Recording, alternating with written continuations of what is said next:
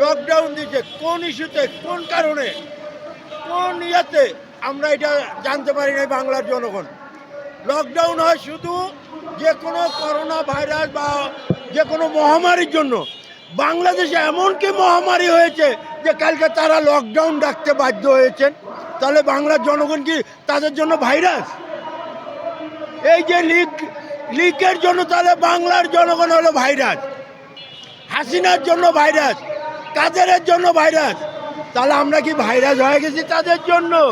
না, বাংলার জনগণ ভাইরাস না, বাংলার জনগণ আদর্শ সৈনিক, বাংলার জনগণ মুক্তিযোদ্ধার সৈনিক, বাংলার জনগণ 24শে আন্দোলনের সৈনিক, বাংলার জনগণ কোনো ভাইরাস না। তুমি যে লকডাউন ডাক দিলা, লিক কিসের জন্য লকডাউন দিয়েছো?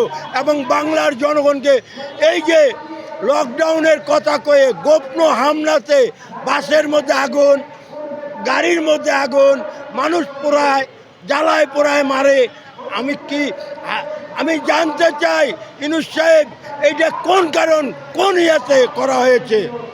আর ইউনূস সাহেবের কাছে আরেকটা প্রশ্ন, এই যে নির্বাচন নিয়ে বালচান, নির্বাচন নিয়ে তালবাহানা করতেছেন কেন?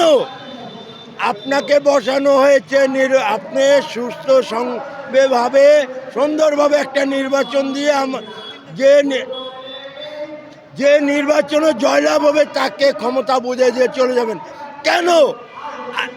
এই বলেন ফেব্রুয়ারিতে, এই বলেন এপ্রিলে, এই বলেন মার্চে, এই তাল বাহানা আমরা দেখতে চাই না। হ্যাঁ না, আওয়ামী লীগের লকডাউন তো আমরা সফল করতে যাইনি। কেন? বাংলার জনগণ সতর্ক, বাংলার জনতা সতর্কভাবে কালকাকে লকডাউনকে প্রত্যাহার করেছে। কেননা দোষীদের আমরা কালকে যে একটা রায় ঘোষণা হওয়ার কথা ছিল তাকে এই রায়ের উপরে করে তারা লকডাউন দেখছে। কিসের রায়? তুমি বাংলার জনগণকে গণহত্যা করেছো। আমরা দেখেছি 25শে ফেব্রুয়ারিতে পিলখানাতে গণভাবে আমাদের বিডিআর ভাইদেরকে হত্যা করা হয়েছে। 2013-তে শাপলা চত্বরে হেফাজতকে গণভাবে হত্যা করা হয়েছে এবং 2024-এ গণহত্যাকারী, তার এই দেশে কোনো ঠাঁই হতে পারে না।